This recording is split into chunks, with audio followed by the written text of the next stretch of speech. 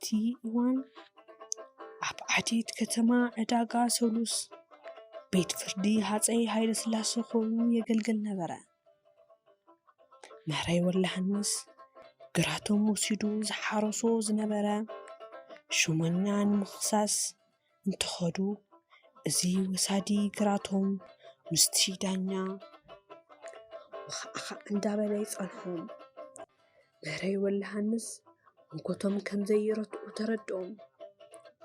መማረፂ ስለ ዘይነበሮም ኣብቲ መጋባእያ ቶለሽን ተንኮበትን ንእሽተይ ጀዲድን ተኸዲኖም ቀረቡ። እዚ ዳኛ ተገሪሙ ቀሺ ወላሃንስ እንታይ ደኣ ተንኮበት ተኸዲንኩም መጺኹም ኢሉ ሓቶም። ምህረይ ወላሃንስ ተስፋ ብዝቖረጸ ልሳን ሞተይ ንዘይተርፈኒ ክትገንዙኒ ኢለስ መግነዝየ እየ ሒዘ መጽእ ዝኒሄኹ በሉ። መጋባእያ ብሰሓቕ ደመቐ። ምህረይ ወላሃንስ በቲ ሰሓቕ ሰብ ተገረሙ። ኣብ መጋባእያ ሲኦል ድየ ቀሪበ ኣቱም ሰባት ቀወርናቲ እየ ዝበልኩም እምበር ኣቕርቡኒ ድየ ኢለኩም ትስሕቁታ እንትብልዎም ደጊሞም ሰሓቑ። ምህረይ ወላሃንስ ኣብ ዓዶም እንትርፊ ምህረይ ወላሃንስ ከም ዝበሉ ካብ ምባል ሓሊፎም ፍትሒ ዝበሃል ኣይረኸቡን። ድሕሪዚ ምህረይ ወላሃንስ ተመስገን ተወዲእዎም ኩሉ ሓዳዲጎም ካብ መረበቶም ወፁ ናብ ጎደና።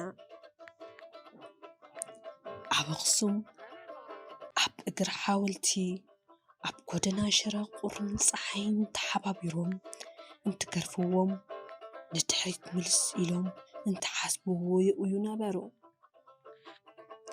ሰብ ካብ መሬት ተላዒሉ ዝእየሉ እናመሰሉ ዓቢዶም እንትብሎም ዘለውዎ ናብራ እንተስተብሕልዎ ከስሕቆምን ከድርፎምን ከፋጽዎምን ጀመረ። ምህረይ ወላሃንስ ዕቡድ ዝብል ሳጓ ተሰይምዎም ንሶም እውን ዕብድንኦም ተቐቢሎም ንሰብ እንተስሕቁ እንተሽምሩን ዓመታት ኣሕለፉ። ኣጋሞቶም ክበሃል ይከኣል።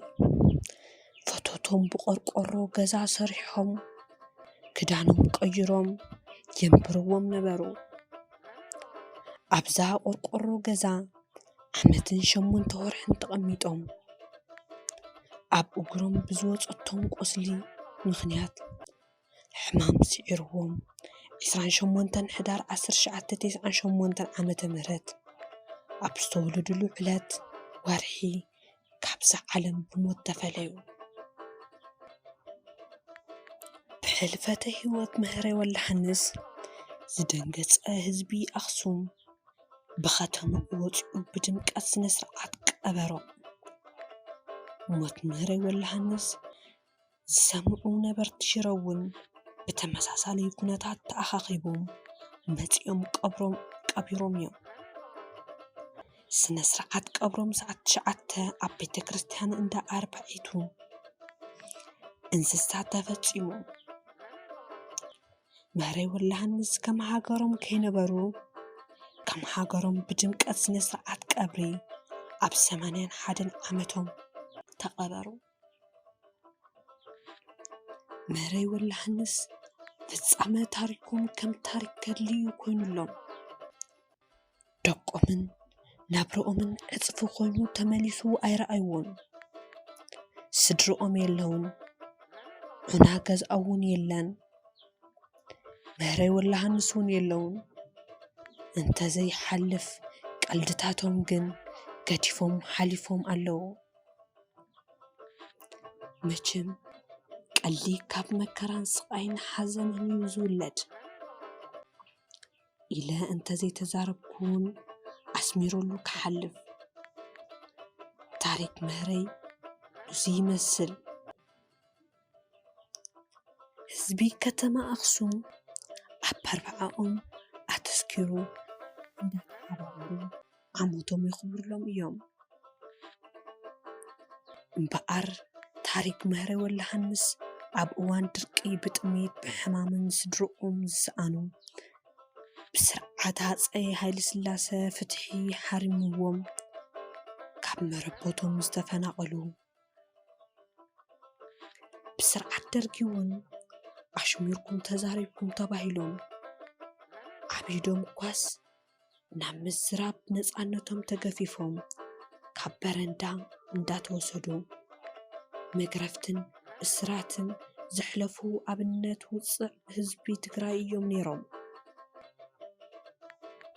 ቀኛዝማች ይብራህ ተስፋሁነይ ቀኙ ምህረይ ዝፈልጦም ካብ 1967 ዓመተ ምህረት ኣቢለ እየ ጥዑይ ምንባሮም እየ ዝፈልጥ ጥዑይ ስለ ዝነበሩ እውን እዮም ምሳና ተፀጊዖም ዝነበሩ ኣብ ውሽጦም ዝሓዝዎ ምስ ሰብ ዘይነግርዎ ምስጢር ከም ዘለዎም ንጥርጥር ነርና ምክንያቱም ሱቅ እዮም ዝመርፁ ነይሮም ድሓር ግን ብሕታዊ እናኾኑ ከይዶም ሸኽሚ እንዳተሸከሙ ነብሰም ይጥውሩ ነይሮም ገንዘብ እንትሒዞም ለጋስ እዮም ንለማኖ ከይተረፈ ይህቡ ነይሮም ምህረይ ወላሃንስ ቀልደኛ ጥራሕ ዘይኮኑስ ብቐልዲ ኣቢሎም ከሕልፍዎ ዝደለዩ መልእኽቲ እንተዘይሃልዩ ዳርጋ ይቕልዱን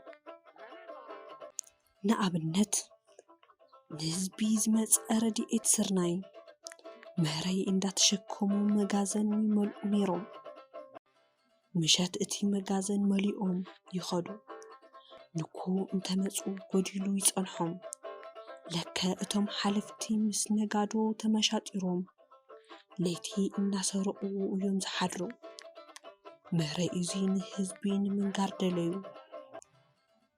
ነኳል ኣዳራሽ ርኢና ምሸት መሊእኻዮ ጎዲሉ እዩ ዝሓድር ኢሎም ኣስሒቆም ንህዝቢ ክፈልጦ ገይሮም እዮም ይብሉ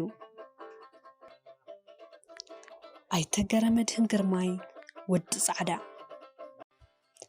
ብዛዕባ ምህረይ እንትዛረቡ ሱቅ ባህሊ ብዙሕ ዘይዛረቡ ኮይኖም ሓልሓሊፎም ዝድርብዎ ዘረባ ግን ንኩሉ ህዝቢ እናገረመን እናሰሓቐን ዝነበር ነባሪ ዋቂዕ ኮይኑ እዩ ዝተርፍ ምህረይ ወላሃንስ ንባዕሎም ኣነ ወላሃንስ ንጉስ ኢሎም እዮም ዝፅውዑ ንባዕሎም ኣትሒቶም ሪኦም ኣይፈልጡን ሓደ ግዜ ቀዲሙ ዝኾነ ነገር ይረኣዮም እውን እዩ ነይሩ ኣይትኸይድ ኢሎምካ እንተኸይድካ ገለ ነገር እዩ ዝገጥመካ እንተረገሞምካ ድማ መርገሞም ኣባይታ ጥባይ ትብልን ሓደ ወታደር ደርጊ ወቂዑ ወጋፊዕዎም እንትኸድ እታ ናይ ፈላማ ጥይት ኣይትሰሓተካ ኢሎም ቅድሚት ብዝተተኮሰ ጥይት ከም ዝሞተ ምስኡ ዝነበሩ መስኪሮም እዮም ካልእ ድማ ለይቲ ተሲኦም ነዊሕ ሰዓት ተመሲጦም ዝፅልሉ ግዜ ኣሎ ኣብዚ ግዜ ሰብ መፂኡ እንተተኣጓጊልዎም እዮም ከም ዕቡድ እንዳእወዩ ዝኸዱ ምስ ዝኾነ ኣካል ዝራኸቡ ዘለዉ እውን ይመስል እዩ ነይሩ ካልእ ኣጋሞቶም ከባቢ ቆርቆሮ ገዛ ተሰሪሑሎም እተው እንትንብሎም እንተለና ምእታውስ ከኣቱ እየ ግን መን ይኽወርሶ ኢሎም እዮም ኣስሒቆምና ከምቲ ዝበልዎ እውን ምስ ሞቱ ፈሪሱ እዩ ብዙሕ ቅርሺ እንተረኺቦም ዝፈትውዎ ቢራ እዮም ዝሰትዩ ነይሮም ሓደ እዋን ጥሜት ኮይኑ ዓበድበድ እንዳበሉ ረኺበዮም ዳሕና እንዶ ይነበርኩምን ኢለን ተሓቶም ኣትመያ ገረመድህን ኣሪገ ግድስ ጥሜት ምፅዋር ኣብኒ ኩሉ ጥሙይ ኮይኑስ ወሃብ የለን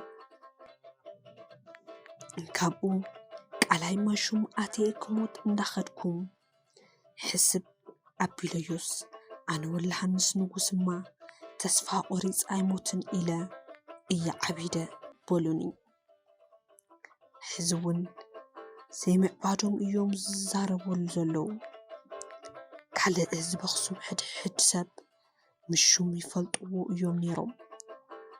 ህፃን ቆልዓ እንተረብሽዎም አንታ ወዲ ክስቶ ኢሎም ሽሙ ፀሪሖም እዮም ዝፅውዕዎ።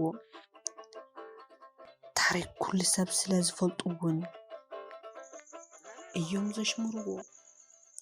ካልእ ሓደ ግዜ ድማ ኣብ ዕዳጋ ሰበይቲ ጠስሚ እንዳሸጠት ከላ ምህረይ እንተረእይዋ ርእሳ ሓመድ ይመስል።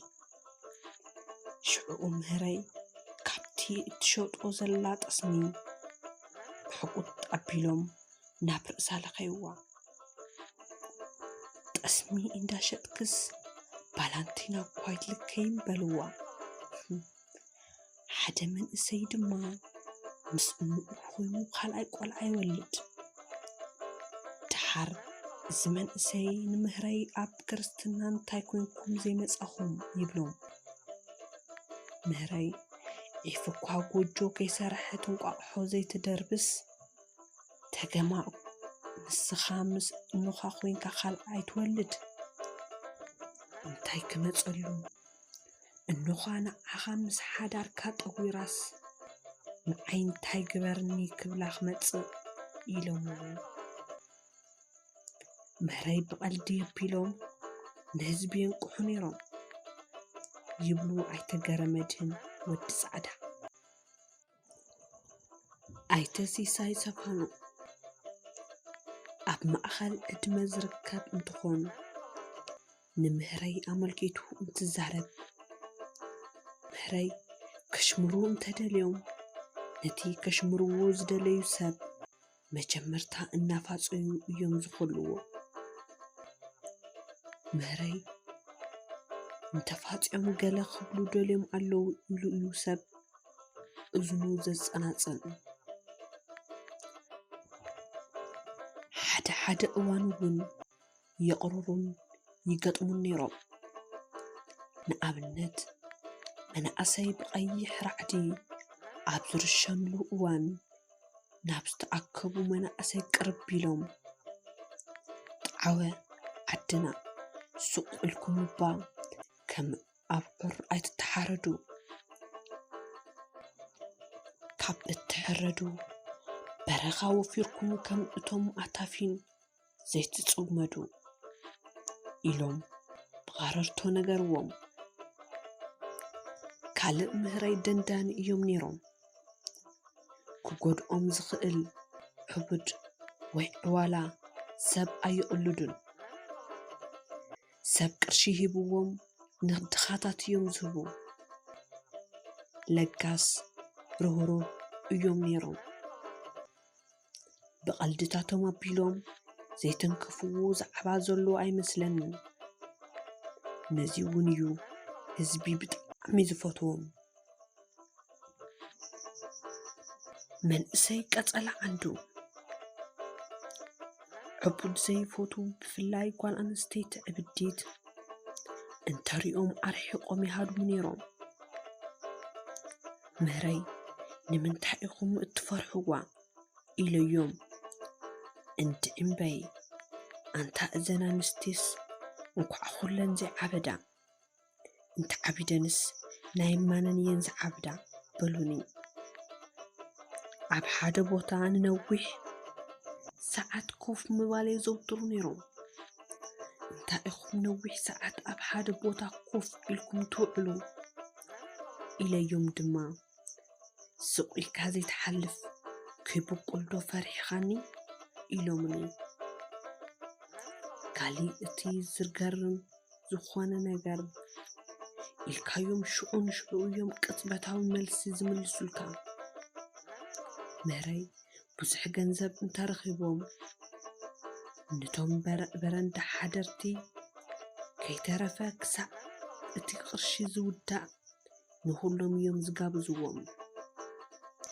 ሽዑ ንምንታይ ኢኹም ትጋብዙ ዘይትሕድሩ ኢለዮም ምሸት ፈቲሾም ምስጋና ዘይብሉ ካብ ዝወስደዎ ፈትየ ሂበ ብምስጋን ይሕሸኒ ኢለ እየ ኢሎምኒ ይብል።